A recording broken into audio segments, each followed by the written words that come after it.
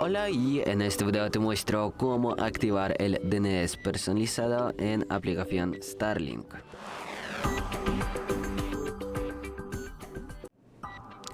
Primero tienes que abrir App STARLINK, luego desplazar hacia abajo y entrar en configuración, luego pulsar en router y aquí tenemos más abajo en avanzado DNS personalizado.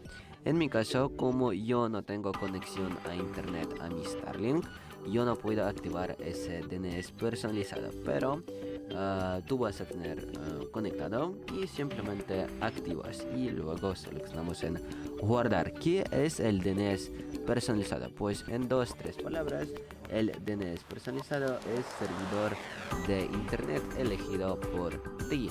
Y bueno, si os gusta el video, si esta información ha sido útil para ti, deja un me gusta y no olvides suscribirse al canal. Hasta luego.